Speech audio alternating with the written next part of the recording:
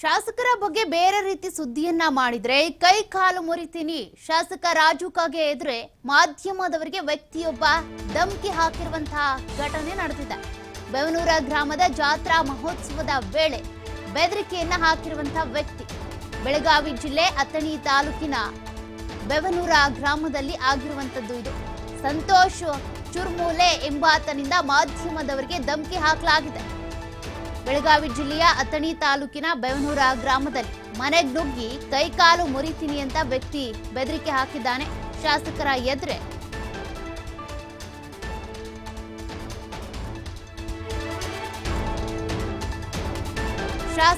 ಎದುರಿಗೇನೆ ಧಮಕಿ ಹಾಕಿದ್ರು ಕೂಡ ತುಟಿ ಪಿಟ್ಟಿಕ್ಕಂದಿಲ್ಲ ಶಾಸಕರು.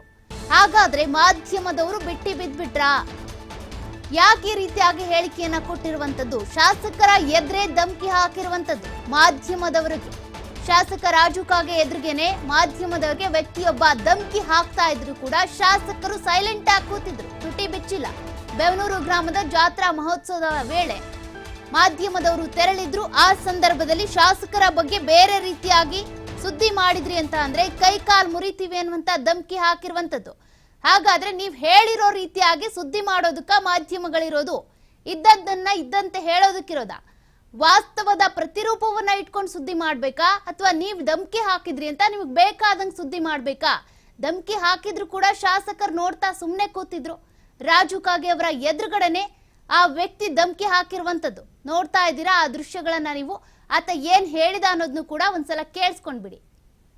ಕಾಗೆ ಸಾಹೇಬ್ರ ಅಂದ್ರ ಪಾಪ ಅವ್ರ ದೇವ್ರ ಗತಿ ಶಿಕಾರ ನಮ್ಮ ಕಾಂಗ್ರೆಸ್ ಬೆಳಗಾವಿ ಜಿಲ್ಲಾ ಕಾಗವಾಡ ತಾಲೂಕ ನಮ್ಮ ಜನಪ್ರಿಯ ಶಾಸಕರಾದ ಕಾಗೆ ಅವರು ನಮ್ಮ ಬೆಂಗಳೂರು ಪಕ್ಷದಲ್ಲಿ ಜಾತ್ರೆಗೆ ಬಂದಿದ್ದಾರೆ. ಸದಾಕಾಲ ಅವ್ರ ಫ್ಯಾಮಿಲಿ ಮ್ಯಾಗೆ 1700 ನಾವು ಕೊಡಿಸಿದ್ರೆ 1700 ಕರಿಕಂಬಳಿ ಒಡೆಯಾರ್ದ ಆಶೀರ್ವಾದ ಇರಲಿ. ಯಾಕಂದ್ರೆ ಈಗ ಹೇಳತ್ತೀನಿ ಓಪನ್, ನಮ್ಮ ಕಾಗೆ ಸಾಹೇಬ್ರು ಯಾರ ಮೀಡಿಯಾದವ್ರು ಬೇರೆ ದೃಷ್ಟಿದಾಗ ವೈರಲ್ ಮಾಡಿ ಅಂದ್ರೆ ಮನೆ ಹೋಗಿ ಕೈಕಾಲು ಮುರಿತೀವ. ಮತ್ತ ಇಲ್ರಿ ಗಪ್ರೆ, ನಮ್ಮ ಕಾಗೆ ಸಾಹೇಬ್ರ ಅಂದ್ರ ಪಾಪ ಅವ್ರ ದೇವ್ರ ಗತಿ ಶಿಕಾರ ನಮ್ಮ ಕಾಂಗ್ರೆಸ್ ಎಮ್ಮೆಲೆ. ಮತ್ತ ಇವ ಬಾಂಬೆದಾಗ ಬಾಂಬೆ ಓಡಿ ಹೋಗ್ಯಾನ. ಅವ್ನು ಏನ್ರ ನೀವು ಬೇರೆದವ್ರು ಏನ್ರ ಪ್ರಾರ್ಥನೆ ಪಟ್ರಿ ಸಿದ್ದರಾಮಯ್ಯ ಸಾಹೇಬ್ರ ಫ್ಯಾಮಿಲಿ ಐತಿ. ಮತ್ತು ನಾವು ಬೆಳಗಾವಿ ಜಿಲ್ಲಾ ಕಾಗವಾಡ ತಾಲೂಕ ನಮ್ಮ ಜನಪ್ರಿಯ ಶಾಸಕರಾದ ಕಾಗೆ ಅವರು ವ್ಯಕ್ತಿ ಧಮಕಿ ಹಾಕ್ತಾ ಇರುವಂತಹ ದೃಶ್ಯವನ್ನ ನೀವು ನೋಡಿದ್ರಿ. ಅದೇ ರೀತಿಯಾಗಿ ಏನ್ ಹೇಳಿದ್ರು ಅಂತ ಕೂಡ ಕೇಳಿಸ್ಕೊಂಡ್ರಿ. ಹಾಗಾದ್ರೆ ಈ ರೀತಿ ಧಮಕಿ ಹಾಕ್ತಾ ಇದ್ರು ಕೂಡ ಸುಮ್ನೆ ನಿಂತ್ಕೊಂಡಿದ್ರಲ್ಲ ಶಾಸಕರು, ಇದು ಎಷ್ಟು ಸರಿ ಅಂತ? ವಾಸ್ತವವಾಗಿ ಏನ್ ನಡೆಯುತ್ತೋ ಅದನ್ನ ಸುದ್ದಿ ಮಾಡ್ಬೇಕಾ, ಅಥವಾ ಇವ್ರು ಧಮಕಿ ಹಾಕಿದ್ರು ಅಂತ ಅವರಲ್ಲಿ ಇನ್ನೇನೋ ಮಾತಾಡಿದ್ರು ಅಂದ್ರೆ ಇನ್ನೇನೋ ತಿರ್ಚಿ ಸುದ್ದಿಯನ್ನ ಮಾಡ್ಬೇಕಾ? ಅಂದ್ರೆ ಆ ವ್ಯಕ್ತಿ ಧಮಕಿ ಹಾಕ್ತಾ ಇದ್ರು ಕೂಡ ಪಕ್ಕದಲ್ಲೇ ಇದ್ದಂತ ಶಾಸಕ ಮಾತನಾಡಬಹುದಿತ್ತಲ್ಲ. ಶಾಸಕಾಂಗ, ಕಾರ್ಯಾಂಗ, ನ್ಯಾಯಾಂಗ, ಅದಾದ ಬಳಿಕ ಪತ್ರಿಕೆ, ಇದೆಲ್ಲದೂ ಕೂಡ ನಮ್ಮ ಜವಾಬ್ದಾರಿಯನ್ನ ನಾವು ಮಾಡೋದಕ್ಕೆ ಅಂತ ಕಾನೂನಿನಲ್ಲಿ ಒಂದಷ್ಟು ಜವಾಬ್ದಾರಿಗಳಿದ್ದಾವೆ. ಅದೇ ರೀತಿಯಾಗಿ ಸಂವಿಧಾನ ಕೂಡ ಒಂದಷ್ಟು ಜವಾಬ್ದಾರಿಯನ್ನ ಕೊಟ್ಟಿದೆ. ಆ ನಿಟ್ಟಿನಲ್ಲಿ ನಾವು ನಮ್ಮ ಜವಾಬ್ದಾರಿಯನ್ನ ನಿಭಾಯಿಸಬೇಕಾ, ಅಥವಾ ಇವ್ರ್ಯಾರೋ ವ್ಯಕ್ತಿ ನಮ್ಗೆ ಧಮಕಿ ಹಾಕಿದ್ರು ಅಂತ ಶಾಸಕರ ಪರವಾಗಿ ಶಾಸಕರಿಗೆ ಬೇಕಾದಂತೆ ಸುದ್ದಿ ಮಾಡ್ಬೇಕಾ? ಅವ್ರಲ್ಲಿ ನಿಂತ್ಕೊಂಡಿದ್ದಾರೆ, ಸುಮ್ಮನೆ ಇದ್ದಾರೆ, ರಿಯಾಕ್ಟ್ ಮಾಡಿಲ್ಲ, ಸೈಲೆಂಟ್ ಆಗಿದ್ದಾರೆ ಅಂದ್ರೆ ಅವ್ರಿಗೆ ಇವ್ರು ಕುಮ್ಮಕ್ ಕೊಡ್ತಿದ್ದಾರೆ ಅಂತಾನೆ ಅರ್ಥ ತಾನೆ. ಅವ್ರು ಇನ್ನೇನೋ ಹೇಳಿದ್ರು ಅಂತ ಅಂದ್ರೆ ಅದನ್ನ ಇನ್ಯಾವುದೋ ರೀತಿಯಾಗಿ ನಾವು ಸುದ್ದಿ ಮಾಡ್ಬೇಕಾ? ಹಾಗಾದ್ರೆ ಆ ವ್ಯಕ್ತಿ ಹೇಳ್ತಾ ಇರುವಂತದ್ದು ಇನ್ಯಾವುದೋ ಬೇರೆ ರೀತಿಯಾಗಿ ಬೇರೆ ದೃಷ್ಟಿಕೋನ ಇಟ್ಕೊಂಡು ನಮ್ಮ ಶಾಸಕರ ಬಗ್ಗೆ ಸುದ್ದಿ ಮಾಡಬಾರ್ದು ನೀವು ಅಂತ. ಹಾಗಾದ್ರೆ ಆ ವ್ಯಕ್ತಿ ಏನೋ ಕೀಳಾಗಿ ಮಾತನಾಡಿದ್ರು, ಯಾವುದೋ ಸಮುದಾಯದ ವಿರುದ್ಧವಾಗಿ ಮಾತನಾಡಿದ್ರು ಅಂತ ಅಂದ್ರೆ ಅದನ್ನ ಹೇಳ್ಬಾರ್ದಾ? ಯಾವ ರೀತಿಯಾಗಿ ಪ್ರಶ್ನೆ ಮಾಡ್ತಾರೆ, ಯಾವ ರೀತಿಯಾಗಿ ಧಮಕಿ ಹಾಕ್ತಾರೆ? ಹಾಗಾದ್ರೆ ಮಾಧ್ಯಮದವರಿಗೆ ಯಾವುದೇ ರೀತಿಯಾಗಿ ಭದ್ರತೆ ಇಲ್ವಾ? ಒಬ್ಬ ಶಾಸಕನ ಎದುರುಗಡೆ ಈ ರೀತಿಯಾಗಿ ಧಮಕಿ ಹಾಕ್ತಾ ಇದ್ದಾರೆ ಅಂದ್ರೆ ರಾಜು ಕಾಗೆ ಅವ್ರು ಯಾಕೆ ಮಾತನಾಡ್ಲಿಲ್ಲ? ಪ್ರಶ್ನೆ ಮಾಡ್ಬೇಕು ಅಂತ ಅನಿಸ್ಲಿಲ್ವಾ? ಹಿಂದೆ ಹೇಳ್ತಾ ಇದ್ರಲ್ಲ, ಪಾಕಿಸ್ತಾನ್ ಪರವಾಗಿ ಘೋಷಣೆ ಹಾಕಿದಂತ ಸಂದರ್ಭದಲ್ಲಿ ಅಲ್ಲೇ ಆಯ್ಕೆಯಾದಂತ ಅಭ್ಯರ್ಥಿ ಇದ್ರು ಕೂಡ ಮಾತನಾಡ್ಲಿಲ್ಲ ಅಂತ ಪ್ರಶ್ನೆ ಮಾಡಿದ್ರಲ್ವಾ? ಅದೇ ರೀತಿಯಾಗಿ ಅದೇ ತರದ ಪ್ರತಿಭಟನೆಗಳು, ಅದೇ ರೀತಿಯ ಈ ರೀತಿ ಬೆದರಿಕೆಗಳು ಹೆಚ್ಚಾಗ್ತಾ ಇದ್ರೆ ಮಾಧ್ಯಮದ ಪರವಾಗಿ ನಿಲ್ಲೋರು ಯಾರು? ಹಾಗಾದ್ರೆ ಮಾಧ್ಯಮದವರು ನೀವೇನ್ ಮಾಡ್ತಿರೋ ಅದನ್ನೇ ತೋರಿಸ್ತಾರೆ, ನೀವ್ ಏನ್ ಮಾಡಬಾರ್ದೋ ಅದ್ರ ಬಗ್ಗೆ ಎಚ್ಚರಿಕೆ ಕೊಡ್ತಾರೆ. ಈ ವ್ಯಕ್ತಿ ಈ ರೀತಿಯಾಗಿ ಧಮಕಿ ಹಾಕ್ತಾ ಇದ್ದಾನೆ ಅಂತ ಅಂದ್ರೆ ವ್ಯಕ್ತಿ ಪರವಾಗಿ ನೀವು ನಿಂತ್ಕೊಳ್ತೀರಾ, ಅಥವಾ ಮಾಧ್ಯಮದವರ ಪರವಾಗಿ ನಿಂತ್ಕೊಳ್ತೀರಾ? ಮಾಧ್ಯಮಕ್ಕೇನೆ ಧಮಕಿ ಹಾಕ್ತಾರೆ ಅಂದ್ರೆ ಅದರಲ್ಲೂ ಕೂಡ ಒಂದು ಶಾಸಕರ ಎದುರುಗಡೆನೆ ಜಾತ್ರಾ ಮಹೋತ್ಸವ ನಡೀತಾ ಇದೆ.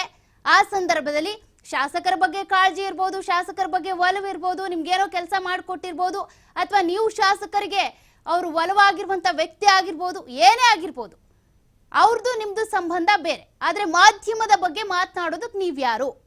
ಮಾಧ್ಯಮದವ್ರು ಹಿಂಗೆ ಸುದ್ದಿ ಮಾಡ್ಬೇಕು ಅಂತ ನೀವ್ ಹೇಳ್ಬೇಕಾ? ಮಾಧ್ಯಮಕ್ಕೆ, ಪತ್ರಿಕೆಗಳಿಗೆ ತನ್ನದೇ ಆದ ನಿಯಮಗಳಿರ್ತಾವೆ, ಕಾನೂನು ಇರುತ್ತೆ, ಸಂವಿಧಾನದಲ್ಲಿ ಹಿಂಗ್ ಮಾಡ್ಬೇಕು, ಹಿಂಗ್ ಮಾಡಬಾರ್ದು ಅಂತ ಇರುತ್ತೆ. ಅದನ್ನ ನಾವು ನಿಭಾಯಿಸ್ತೀವಿ. ಅದನ್ನ ಹೇಳೋದಕ್ಕೆ ನೀವ್ಯಾರು ಅಂತ. ಅದನ್ನ ಹೇಳ್ತಾ ಇರುವಾಗ ಸುಮ್ಮನೆ ನಿಂತ್ಕೊಂಡಿದ್ದೀರಲ್ಲ ನೀವು. ಒಬ್ಬ ಶಾಸಕರಾಗಿ ನಿಮ್ಮ ಜವಾಬ್ದಾರಿ ಎಲ್ಲಿ ಹೋಯ್ತು? ಯಾವ ರೀತಿಯಾಗಿ ಶಾಸಕಾಂಗ, ಕಾರ್ಯಾಂಗ, ನ್ಯಾಯಾಂಗ ಕೆಲಸ ಮಾಡುತ್ತೋ, 4ನೇ ಅಂಗವಾಗಿ ಪತ್ರಿಕಾ ಮಾಧ್ಯಮಗಳು ಕೂಡ ಕೆಲಸವನ್ನ ಮಾಡ್ತಿದ್ದಾವಲ್ಲ, ಅದ್ರ ಬಗ್ಗೆ ಗೌರವ ಇಲ್ವಾ? ಹಾಗಾದ್ರೆ ಅವ್ರು ಮಾತನಾಡುವಂತಹ ಸಂದರ್ಭದಲ್ಲಿ ನೀವ್ ಯಾಕೆ ಸುಮ್ಮನೆ ಇದ್ರಿ? ಅವ್ರು ಧಮ್ಕಿ ಹಾಕ್ತಾ ಇದ್ರು ಕೂಡ ಸುಮ್ಮನೆ ಇದ್ದೀರಾ ಅಂತಂದ್ರೆ ನೀವು ಅವ್ರಿಗೆ ಸಪೋರ್ಟ್ ಮಾಡ್ತಾ ಇದ್ದೀರಾ ಅಂತ ನಾವು ಅನ್ಕೋಬೇಕಾ? ಯಾವುದೋ ಜಿಲ್ಲೆಯಲ್ಲಿ ಅಥವಾ ನಿಮ್ಮ ಕ್ಷೇತ್ರದಲ್ಲಿ ಅಭಿವೃದ್ಧಿ ಆಗಿಲ್ಲ, ಅಭಿವೃದ್ಧಿ ಕುಂಠಿತ ಆಗ್ತಾ ಇದೆ, ಜನರಿಗೆ ಸಮಸ್ಯೆಗಳಾಗ್ತಾ ಇದೆ ಅನ್ನುವಂಥ ಸಂದರ್ಭದಲ್ಲಿ ಶಾಸಕರಾಗ್ಲಿ, ಸಚಿವರಾಗ್ಲಿ, ಮುಖ್ಯಮಂತ್ರಿ ಆಗ್ಲಿ, ಉಪಮುಖ್ಯಮಂತ್ರಿ ಆಗ್ಲಿ, ಪ್ರಧಾನಿನೇ ಆಗ್ಲಿ ಪ್ರಶ್ನೆ ಮಾಡುವಂತವರು ಮಾಧ್ಯಮದವರು. ಪ್ರಶ್ನೆ ಮಾಡಬಾರ್ದ? ಹಾಗಾದ್ರೆ ಮಾಧ್ಯಮದ ಮೂಲಕ ಪ್ರಶ್ನೆ ಮಾಡ್ತಾ ಇದ್ದೀವಿ ಅಂತ ಅಂದ್ರೆ ಜನರ ಪರವಾಗಿ ಪ್ರಶ್ನೆ ಮಾಡ್ತಿದೀವಿ ಅಂತ. ಜನರು ಬಂದು ಎಲ್ಲದಕ್ಕೂ ನಿಮ್ಮನ್ನ ಪ್ರಶ್ನೆ ಮಾಡೋದಕ್ಕಾಗಲ್ಲ. ಜನರ ಸಮಸ್ಯೆಗಳನ್ನ ವರದಿಗಾರರು ಎತ್ಕೊಂಡು ಬರ್ತಾರೆ. ಆ ವರದಿಗಳನ್ನ ಇನ್ಪುಟ್, ಔಟ್ಪುಟ್ ಇವರೆಲ್ಲರೂ ಕೂಡ ಸಂಗ್ರಹಿಸಿ ಸುದ್ದಿಗಳನ್ನ ಮಾಡ್ತಾರೆ. ಅದಾದ್ಮೇಲೆ ಆಂಕರ್ಸ್ ಪ್ರೆಸೆಂಟ್ ಮಾಡುವಂಥದ್ದು ಒಂದು ಟೀಮೇ ಇರುತ್ತೆ. ಮಾಧ್ಯಮದವರಿಗೆ ಈ ರೀತಿಯಾಗಿ ಧಮ್ಕಿ ಹಾಕ್ತಾರೆ ಅಂತ ಅಂದ್ರೆ ಎಲ್ಲಿಗೆ ಬಂತು ಕಾನೂನು? ಎಲ್ಲಿಗೆ ಹೋದ್ರು ಶಾಸಕರು? ಯಾಕೆ ಮಾತನಾಡಲಿಲ್ಲ?